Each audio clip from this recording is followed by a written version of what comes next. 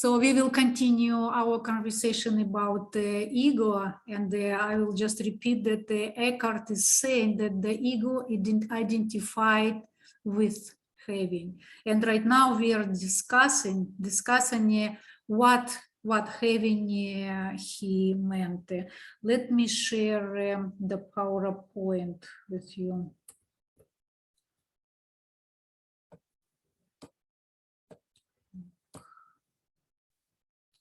Today is our meeting number 5.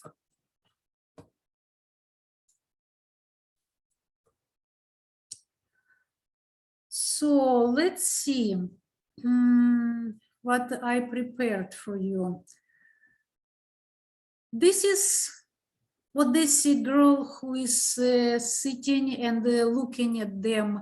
Does she have ego, jealousy, or she's selfish, or she's envy? Let's look at this. What this girl has? What about this girl? What about this girl? And the last one I will leave for a little bit later. So what those girls have? What is your opinion? So I didn't find guys, but it was not the point. we all have the same. Yes, Sean? Well, like you said, they look jealous or envious, or there's what the other person's got's better. Mm-hmm. You know, maybe the one girl failed the test and the other one got it, and you know, this one just broke up, or I don't know, you know, something like. She looks like she feels rejected. The one at the picture in the middle with the milkshake, the one on the left. Okay. So, no, I think, yes, nothing to add. And now, what is that? Is it ego? Is it jealousy? Is it enviness? And what are difference between all of that? Because exactly what this is what we sometimes experience, right? This is probably Brian and I, because we are the smartest, right, Brian? So, and suddenly somebody else better than us, impossible. No, the rest I won't give an examples.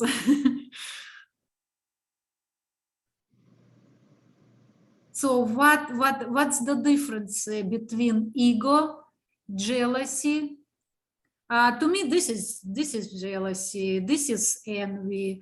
This is can be jealousy and envy, right? This can be ego, but can't be. I don't say that this is that, or that. Do you see any differences?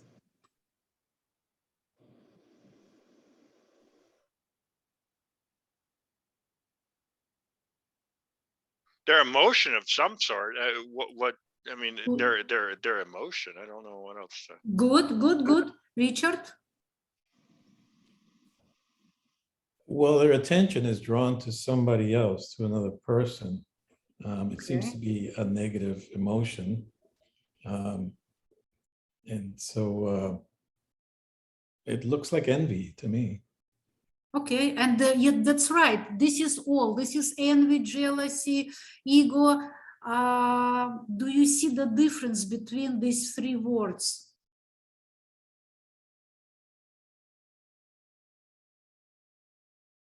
And Violeta, you are right.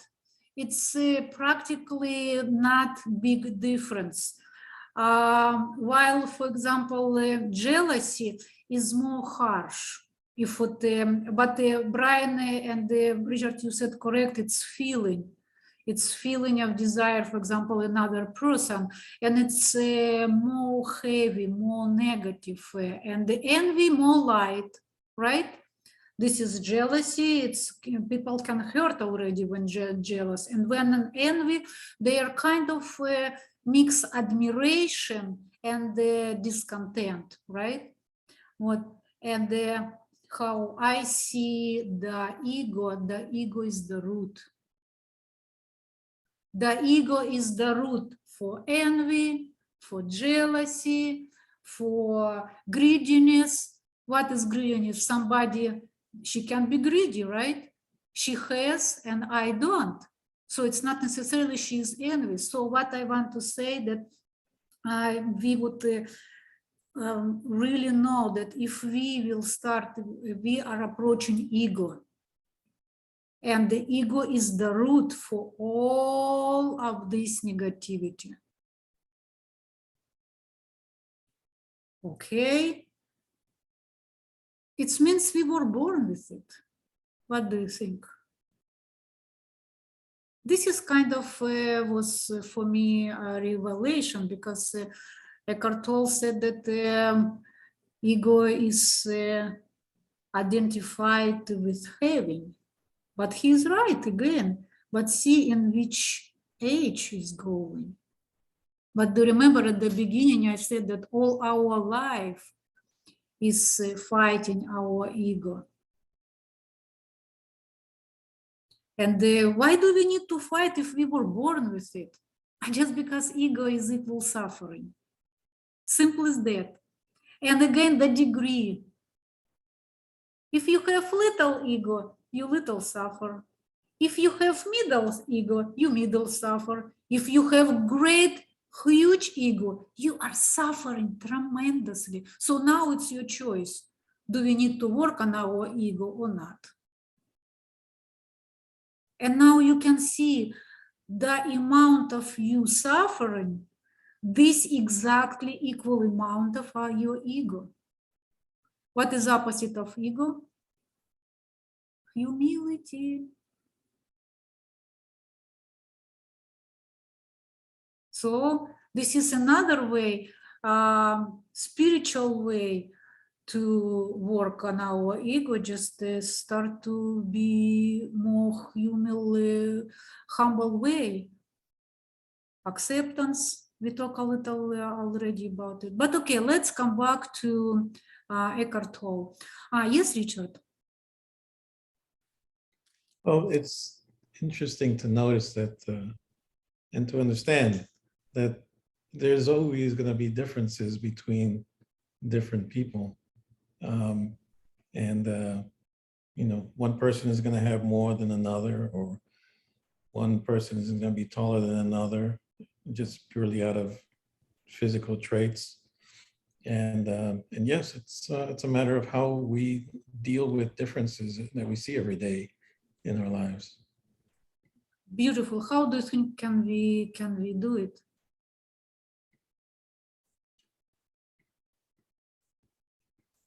How can we handle this? Yeah, I it's think not we easy. already- It's very tricky question.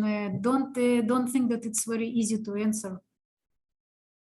Well, you said the word already, and it's humility. And I think what that entails is that when you do see differences, you accept them first, and then look inside yourself to see what you can improve, rather than look at the other person as undeserving of what they may have. Beautiful. This is a religion way, right? And Eckhart Tolle is saying that I repeat again, we complete already who we are.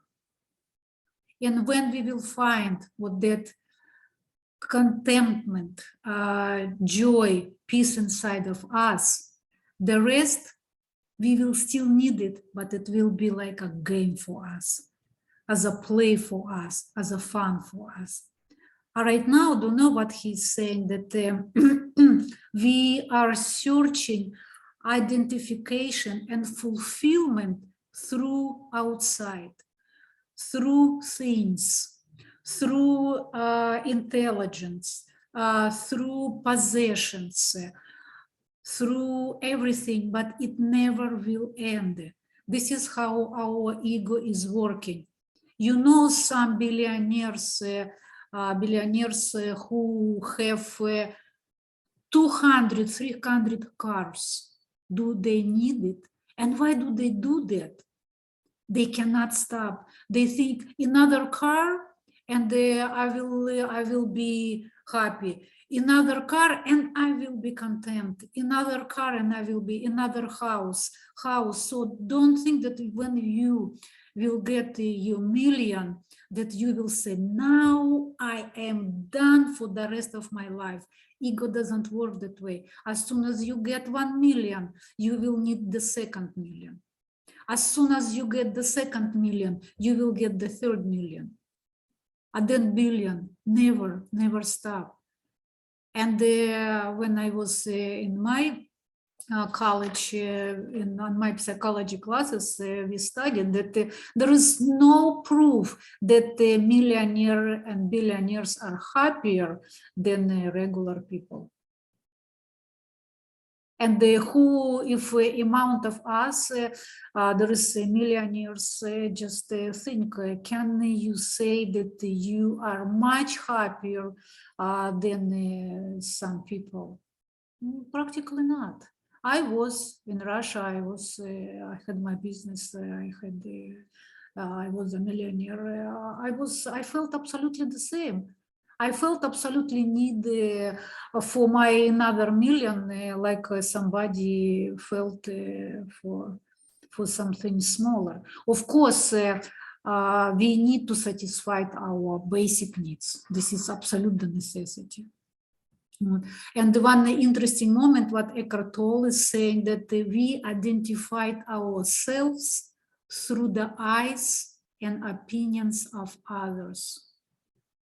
We need others to get the sense of self. Like we girls have a new clothes, beautiful clothes from designers, and the other, wow, and girls say, oh wow, I'm better, I am more fulfilled. Guys are driving cars, right? For example, Rolls-Royce. And the people are looking at them and they think, yes, I am now fulfilled. But it's all temporary. And they actually do know what he's saying. He's saying, let's see what is next. Yes, do you remember I posted that before? Selfishness is going toward that what we were talking. It's all the branch of ego. Lena, do you mind if I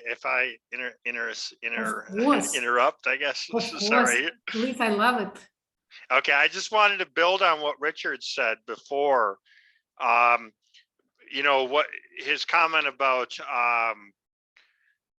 what I was sort of thinking is that, you know, it actually, when you have a feeling of like jealousy and everything, right? If you can recognize, you know, that you're feeling jealous, or you're feeling envy or something like that.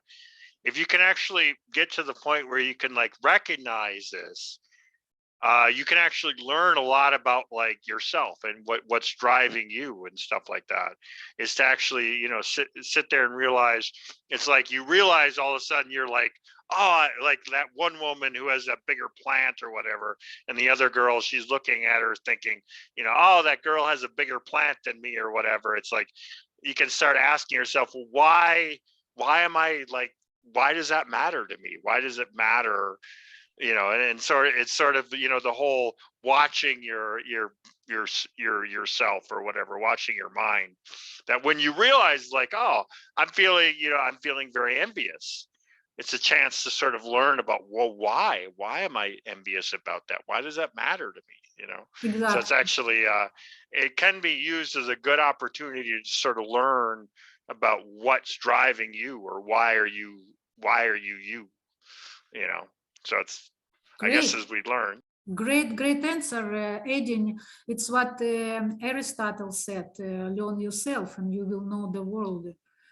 The first what we don't need to learn, I'm sorry, Brian, math, physics, and algebra and all that stuff. We need to learn yourself. This is the most important. Thank you, Brian. Great. And actually Mother Teresa, she said, we need to use things, but love people.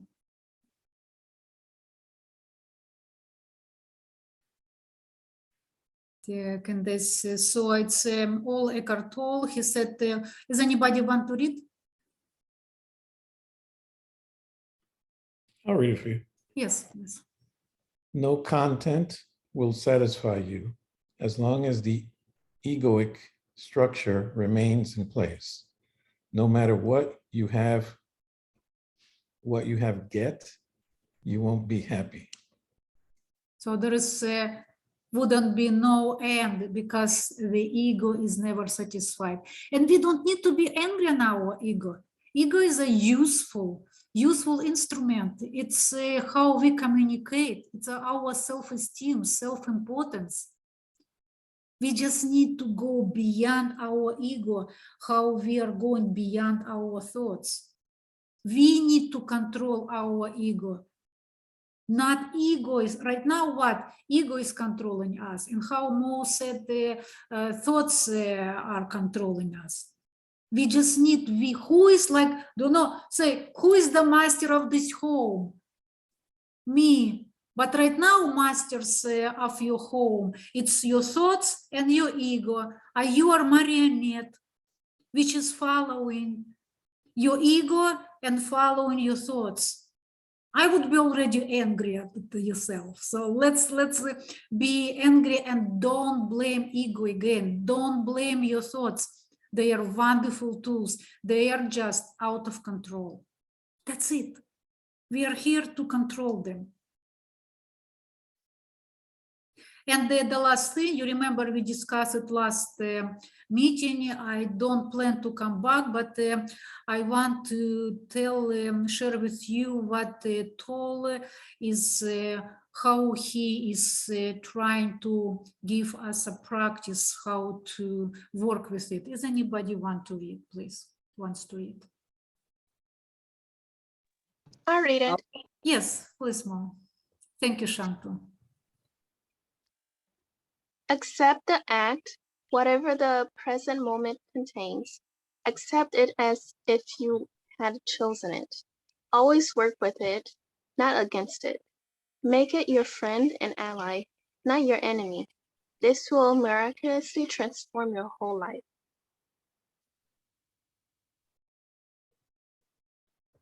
That's it. It's not easy. It's easy to read.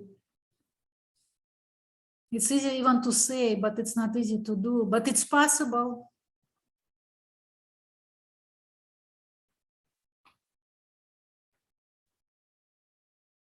Always work with it, not against it. But right now I'm staying and I'm looking at the ocean and a thought come into my mind. Just imagine we are in the ocean.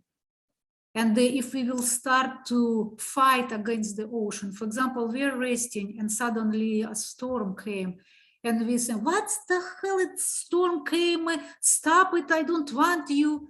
You will just drown. And the life is the same. Life is much stronger and bigger than we are. We just need accept, work with it, not against it, but act. This is a big mistake what people do. They read it, they misunderstood it, and they accept everything and don't do nothing. And do nothing. No, that is wrong. Accept and continue to work on or do or act what you need to do. I won't plan to spend a lot of time on our homework. More every class, not class, we have, it's like homework. It's to help to achieve why we are here and to understand, to have results from our gatherings. And we believe that if we want practice, it will become a new spiritual entertainment for us. So if you are interested, you can text me in a chat your phone number and I will add you to our WhatsApp group chat. I'm posting homework there, I'm posting our meetings there, and we can communicate, discuss. So if you are interested, anybody did something? Brian, do you want to say something?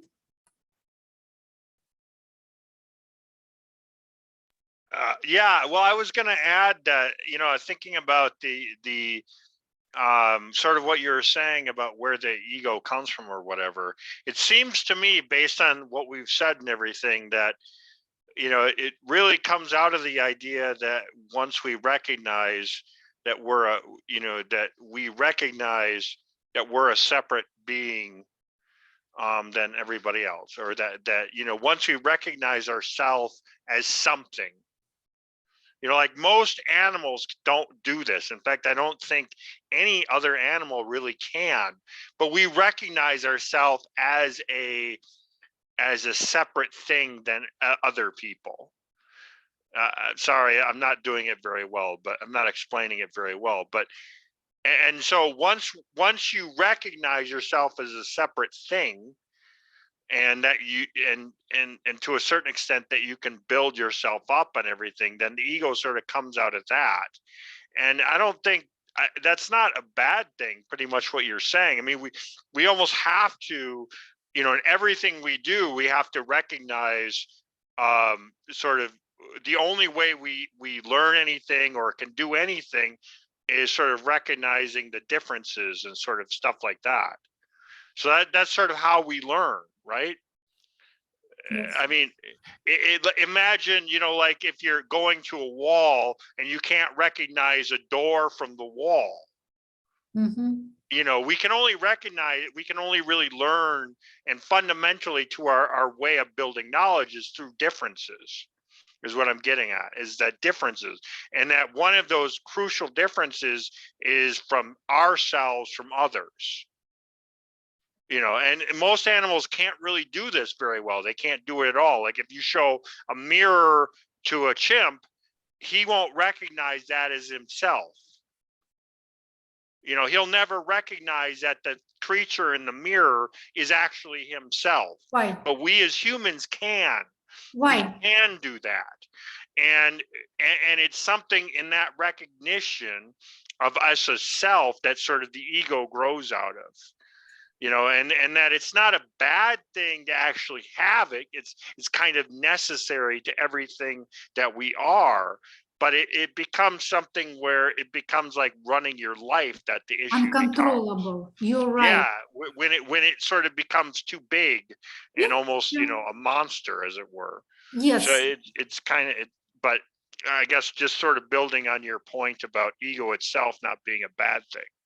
Yes, I like necessary. your reading. Thank you. You're right. So, why animals do not recognize themselves and do not have ego? Simply because they don't have consciousness.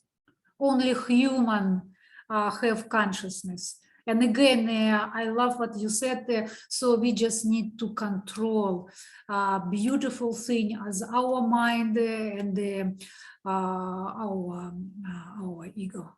That's it. So anybody else, any comments, any revelations on our practice 1 and 2?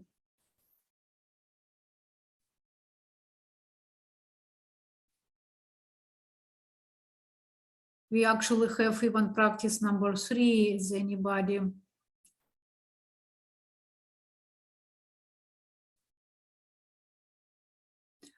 Let me share what I am doing right now.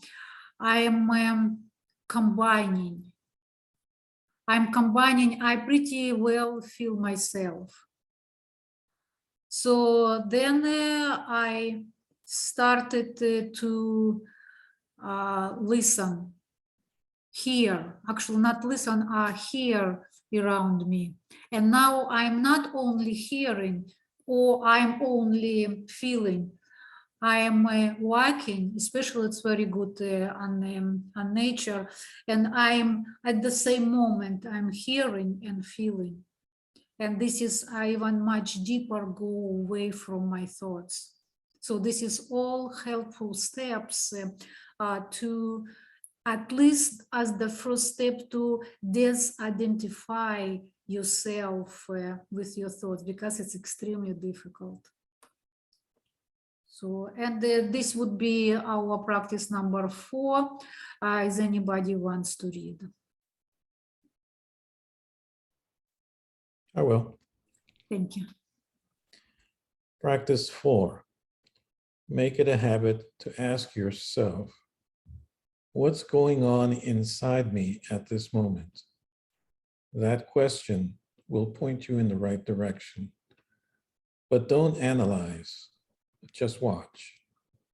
Focus your attention within. Feel the energy of the emotion. If there is no emotion present, take your attention more deeply into the inner energy field of your body. It is the doorway into being. It's beautiful. Let me don't comment anything. It's everybody will accept on the way you want it, you feel it. But it's important. It's the doorway into being. And how's about this? The last one. Yes, yes, Brian, would you like to read? Well, yeah, I'll read it. Jeez. Oh, Violetta wants to read it. There we go. Violetta, come on, read. Practice number 5. Watch out for any signs of unhappiness in yourself, in whatever form. It may be the awakening pain body. This can take the form of irritation, impatience, and somber mood, a desire to hurt, anger, rage, depression, a need to have some drama in your relationship, and so on. Watch it. Watch it the moment it awakens from its dormant state. Thank you, thank you. We were talking about it. So because as we discussed it already, I also want one comment. Is there anybody wants to say something?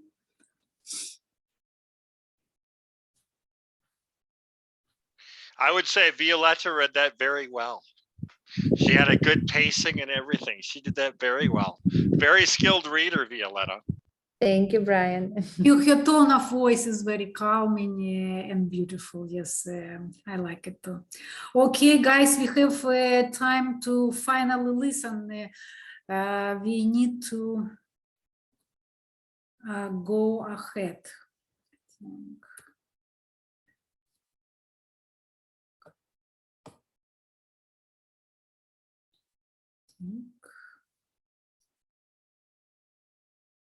Consciousness without thought. Only in that way is it possible to No, so it's by itself. I'm sorry, jumping back. When the mind reconnects with that, it becomes the most wonderful tool. It then serves something greater than itself. Yes, we finished there. Now it's here. What about emotions? I get caught up in my emotions more than I do in my mind. Mind, in the way I use the word, is not just thought. It includes your emotions as well as all unconscious mental, emotional, reactive patterns. Emotion arises at the place where mind and body meet. It is the body's reaction to your mind, or you might say, a reflection of your mind in the body. For example, an attack thought or a hostile thought will create a buildup of energy in the body that we call anger. The body is getting ready to fight. The thought that you're being threatened, physically or psychologically, causes the body to contract, and this is the physical side of what we call fear. Research has shown that strong emotions even cause changes in the biochemistry of the body. These biochemical changes represent the physical or material aspect of the emotion.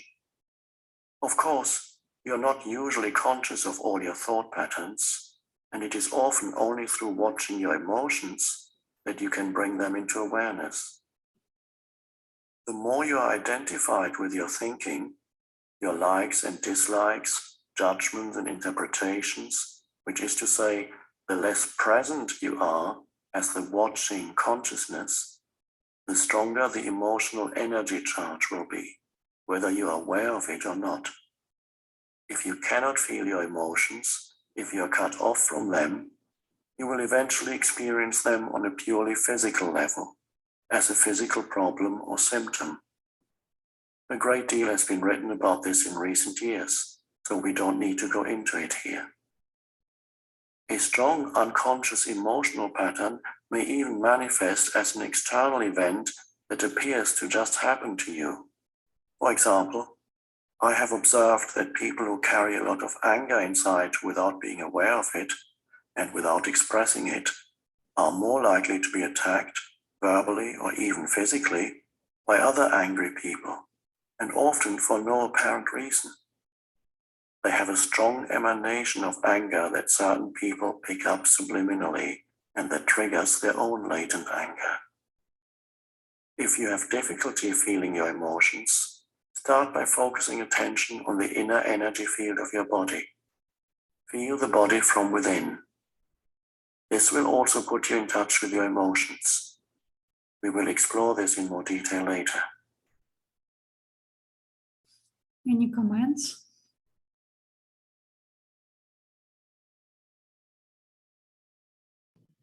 I like what it said about the researcher has shown a strong emotions even cause changes in the biochemistry of the body, you know?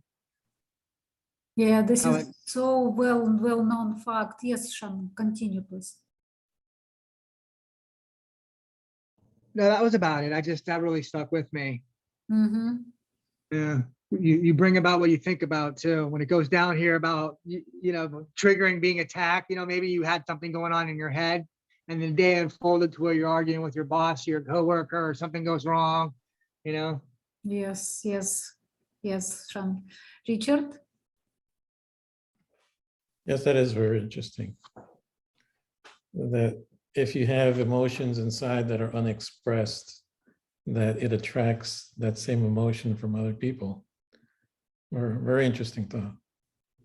Yes, I want to say it's not, we don't need now to go to extreme and say that it's for 100%.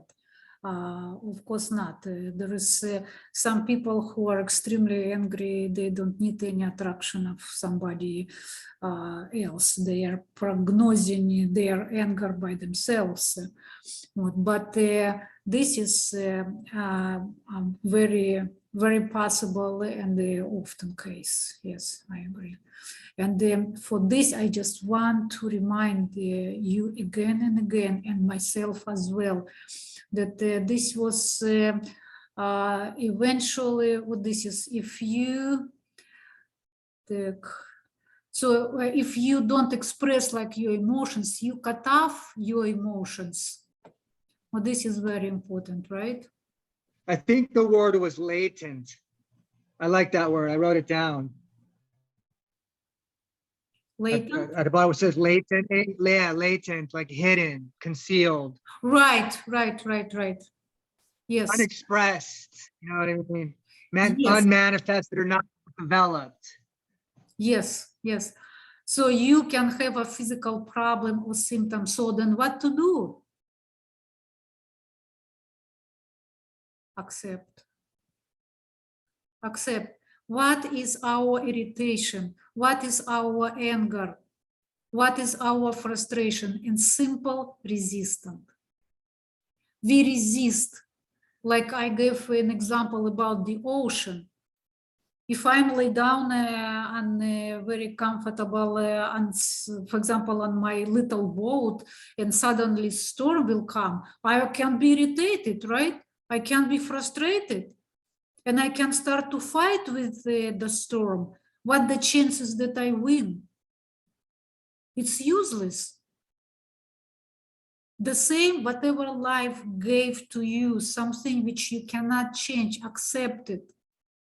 But remember, we were reading Eckhart Tolle just recently, act.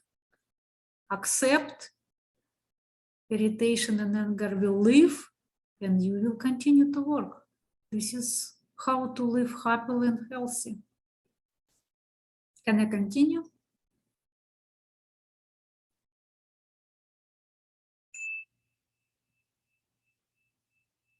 You say that an emotion is the mind's reflection in the body, but sometimes there is a conflict between the two.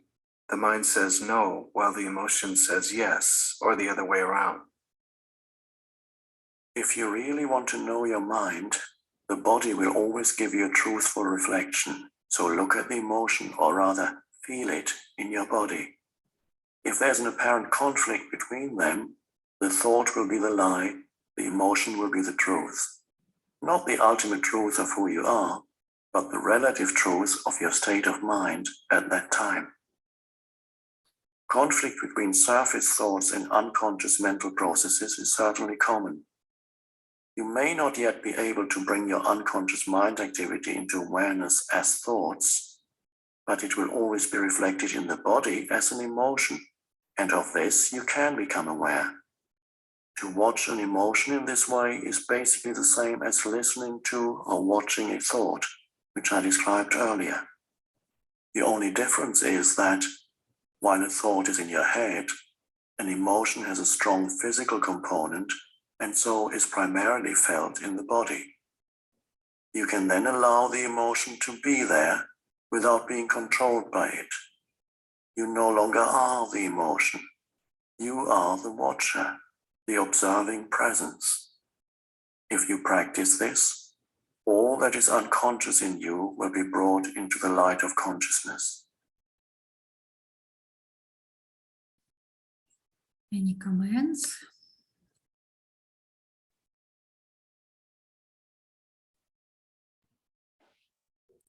I get a little confused as to what to do with emotions.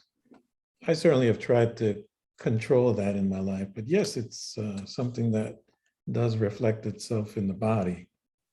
But once the emotion develops in your body, he says to watch it, to feel it, while others may think they need to express it. So whereas, if you don't express your emotion, then can you have some physical harm to yourself? So. Okay, Mo, do you want to answer or? I can definitely attest to that because I've read this book a lot, and I did put into practice this very lines that he just read, and really letting the emotions come and not suppressing it is really key, because once you allow the emotion to feel the emotion and you acknowledge it and you see it for what it is, it just passed through, like a river. It just flows, and it makes you feel better. Awesome. And it. Awesome. Thank you. Thank you. Very good, Eddie. We are still discussing your question, Richard, and I think was answering very nicely. Brian. Well, yeah, I was going to sort of add to what, or sort of, I think in one way, Richard, one way to one way is to actually express the emotion, I guess, if you will. I'm forgetting exactly what it is, is to recognize the emotion, is to express it out loud, like particularly for people who are more verbal or whatever, one way is to express it. I think the other way is which is more subtle, but is to just recognize it within yourself, to just sort of like me, like I live alone and everything. And it's like, well, I can't really express it to other people or whatever, but I can sort of watch myself and learn like what my emotions are, and sort of just to learn about what they are and what I'm feeling. You don't always have to express it out loud. You can express it to yourself. You know what I mean? So I do think the word express there doesn't necessarily mean express it out loud, like tell other people. I mean, if it would be one thing if you're feeling anger with somebody, right? If you're like angry at someone, then maybe expressing to that person that you're angry with them might be useful. It might not be, but it might be useful. But on the other hand, just recognizing that you're angry is kind of important too. So in line with what we're talking about here, anyhow, sorry, that's anyhow. But I think that the thing is the first thing though is you have to learn to recognize that you're having an emotion. You know, it's like to learn to recognize there's an emotion, even before you can express it, even before you can say it out loud or say it like that. You still have to recognize it in your head that something's going on, or recognize that you're feeling something. Okay. Anybody else? Okay, so let me say my opinion. I actually was very interested in this for a long time, and especially back in Russia with all my psychology background, I learned that yes, you need to vent your emotions. Otherwise, if you won't vent, they will cause physical problem and some psychological problems, diseases. And I was confused because I knew some people who were venting so professionally that women become hysterical women, and they will shout by any situation. A men simply become abusive in words, and they believe that they are venting. They don't want to have physical problems. And now we are coming back to what Mo said. No, let me a little bit say that what I figure out even with psychology, if we,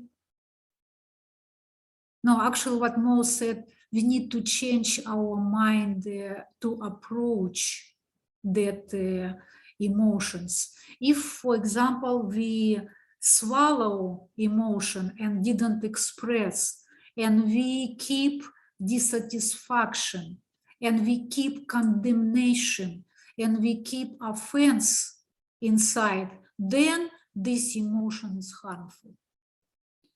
But Mo and Eckhart Tolle, they are offering a more educated and practical approach. They are saying you don't need to swallow and keep inside that emotion. You need to acknowledge it. And we have a person, Mo, who is already does it, who already did it. She already have her experience, and she is saying miraculous things. My battery is low, sorry. She's saying that the emotion just passing. So what does it mean? It means that people who are venting their emotions because they don't want to have any health problems, they are just simply uneducated people in how to deal with emotions. They might be educated, they can have master degree in whatever physics. They can be educated and have high degree in something else, some other science, but they don't have basic knowledge how to handle these things. So this is not only Eckhart Tolle is saying, this is not basic, but this is psychology as well. So Lena? Yes? I think there's an important sort of thing that we're kind of missing here. That, you know, that different, I mean, we're sort of like different types of emotions, like what we might view as bad emotions or whatever, and then there's sort of better emotions or whatever, right? And sort of the way you deal with each type is sort of different, right? The same. Because, well, I mean, we're kind of alluding here, I think, in some senses, to quote unquote bad emotions like anger, envy, jealousy, stuff like that. I mean, a lot of what we're sort of alluding to in some sense is like the bad emotions. But, you know, like, okay, well, there's other emotions like happiness and things like that that are sort of good emotions, right? Okay. And the way we deal with those are obviously different, but sort of subtly here, we're kind of ignore, or we're sort of pinning them all together. But in some sense, we're focusing on, without saying it intensely or intentionally, bad emotions like anger, envy, jealousy, and stuff like that. And a lot of times people don't like what you like usually when bad things happen, like someone blows up and becomes angry or whatever, it's because of the you know, the negative emotions, right? The quote unquote negative emotions. And in some sense we have to, you know, but I mean, any emotion, the thing is to first recognize that you're having an emotion. Yes. Whether it's bad or good, the first step is to recognize there's something there, Of right? course. Whether it's bad or good. And then the next step is, how do you deal with the badness or goodness, right? Right. And that becomes like, and that's sort of a next step, as it were, as to, you know, some people will vent it or whatever, vent it, or, you know, Right. or whatever, you know, get angry or bottle it up and all that kind of stuff, which generally isn't good. But, you know, the step is to learn how, the next step then is to learn how to deal with the emotion you have. Of course, yes, Brian. And it will be gain the level. We are always will talk about some levels. If a person used to vent his or her emotions for almost all his her life, it would be very difficult to start to recognize. But if person kind of in the middle, he will be easier. If a person just naturally calm, for him, for her will be much easier to recognize it. So, but again, we are all good. There is no bad people. It's just the amount of work which will need to require to do what Mo shared with us. Thank you, Mo, by the way, very beautiful adding, sharing. So observing our emotions is as important as observing our thoughts? Yes. Make it a habit to ask yourself, what's going on inside me at this moment? That question will point you in the right direction. But don't analyze, just watch. Focus your attention within. Feel the energy of the emotion. If there's no emotion present, take your attention more deeply into the inner energy field of your body. It is the doorway into being. And you recognize our homework number 5, right?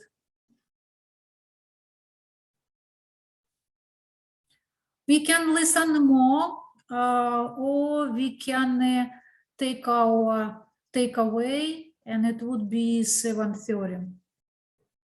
Let's say we decided to have 1 hour and a half.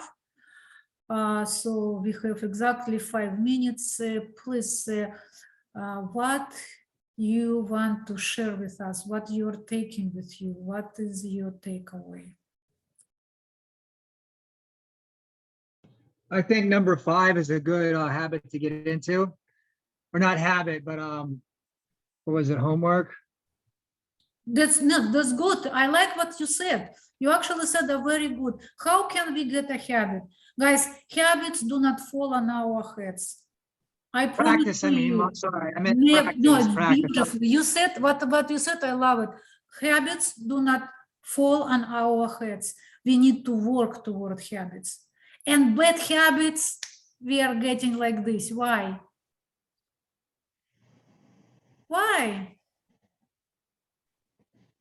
Because they are easy they are enjoyable, they don't have any energy to spend on. But good habits, you need to work on them hard. You need to forcefully, it's like Stephen Covey is saying, you need to put them into your life forcefully, doing that throughout. I don't want to, I'm tired today, but you need to do it, do it, do it. And maybe in the minimum 45, 60 days, it becomes easier, but it will become your habit. What is habit? Habit is the function of our body to do it easy, to do it without thinking. But in order to have that easiness, we need to put effort and create a new habit. But guys, I'm telling you, it's just 60 days. Come on, 60 days and you will have a beautiful habit and you won't think about it and you will enjoy it.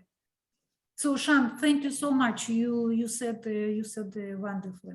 Anybody else, please?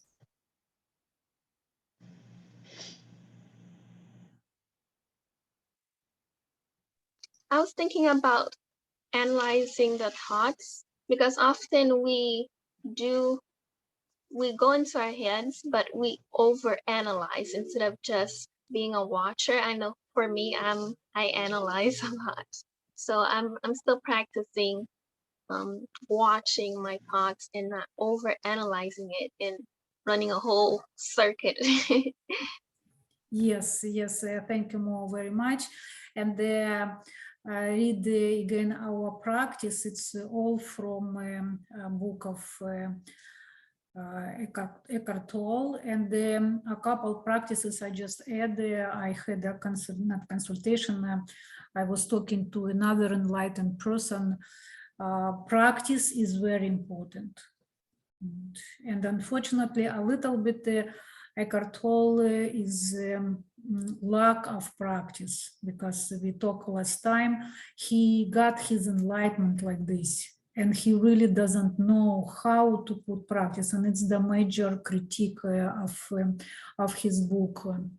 I actually even looked through its book called The Power of Now, practice a meditation, but I read through people's reviews and they wrote that it's not a really practice book, it's just a summary of The Power of Now.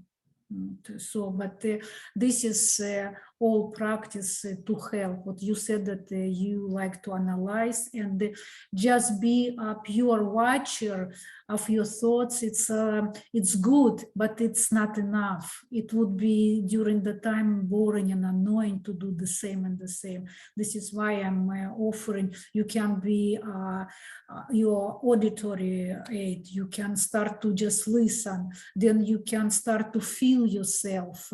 Then you can start to feel energy in your hands and your body. It will be next homework, next practice. Then you can concentrate on your feelings. It's all practice how to bring yourself out of thinking. And it's actually beautiful. It's absolutely beautiful. Yes, Richard. I will take away from this conversation that rather than controlling my emotions, I will try to feel them and let them pass through. Oh, beautiful, beautiful. For men, guys, it's very, very important. For example, I know Richard and I know how he's really like man who can control his emotions and be strong in any situation. It's very respectful, but we actually need to think about health, right? Because men, while they are strong and logical, they are human as well.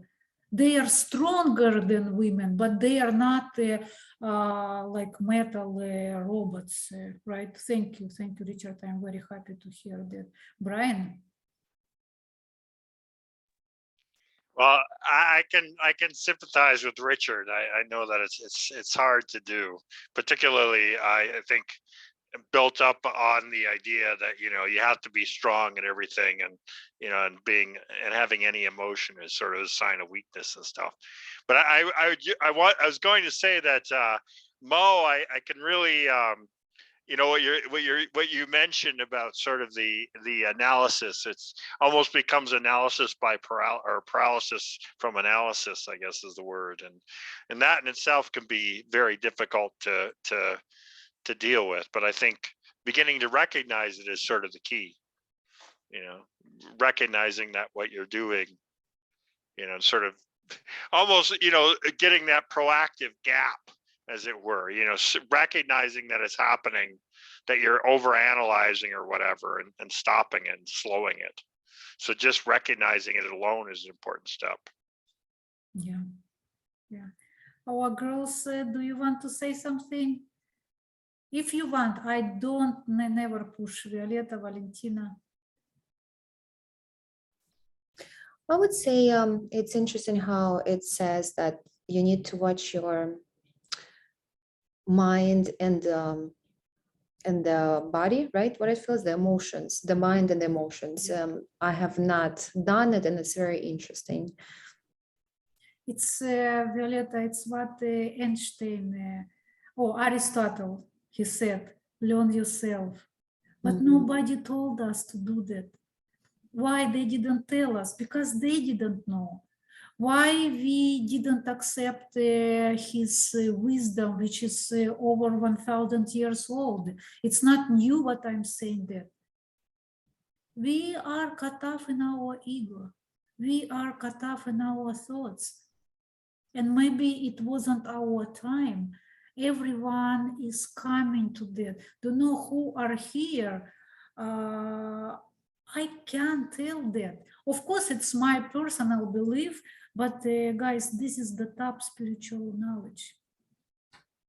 You don't have to agree with me, but this, what we are learning, is beyond any religion. You can lead a horse to water, but you can't make them drink, you know, can't do it. Okay. We will talk about it more. Valentina, a couple of words. We love to hear you. This is something new to observe my emotions, no? To be an observer, no? To be neutral. I'm not caught in my emotion, but I observe it from outside. This is something new for me. I never heard about it. So it will help me in a lot of situations if I think in my past, or will have been, you know, fabulous to know some years ago. So wonderful, so wonderful. But I don't know, it's not late, I guess. I can absolutely, absolutely. Before you weren't ready. I tried to read Eckhart Tolle many years ago. I tried many times. For some case, I like him, but I didn't get him. So what does it mean? It means I wasn't ready. And if remember that we are never born, never die, we are eternal. We are living forever. What's the point to be hurried? This is just 1 hour close, 1 hour code. It's our body, biological body. We have this experience, then we will have another experience. What kind of experience I cannot know, and I cannot tell. I'm not cannot promote you karma. It's kind of like that, but we don't know. No one enlightened person will insist and say, this is your karma. This is only religion. Any religion is limited. For example, a Hindu, they're saying karma and whatever is happening to you, what you did in that karma in the previous life. This is not that easy. Do you remember Eckhart Tolle? He said that one single cell in us, which is 0.00001 inch, has DNA which can fulfill 1,000 books of 600 pages. Guys, we don't know about everything about our one cell, but we have the impudence to say who is God and what he's doing and what he's living. We know everything. We even know what we will do after our death. No, it's too much. It's all work of our brain, our mind. This is just fantasy. Just let it go and be. And whatever will happen, but do your best, what you can. Thank you so much. I tremendously enjoyed our conversation today, and I look forward to see all of you this Saturday at 11 a.m. Bye-bye. What I was going to say, Lena, sorry, before, what I was going to say is, I think, I started reading this book just recently, a few months ago, and I definitely think the group is helping a lot me learn. Thank you. I think it helps a lot better than just reading it. So I think it's been very helpful for me to understand better, being in the group environment. So I just wanted to mention that before we left. Wonderful. Thank you. For all of us, we have collective mind. We are enriching each other. And this is not what I created. It's how we survive. This is why we feel stronger when we are in a group of people. However, it's nice to choose which group we belong. If we belong in a group of violent people, eventually we will become the same. So be wise and choose your group of people. But you're completely right, and thank you. Bye-bye, guys.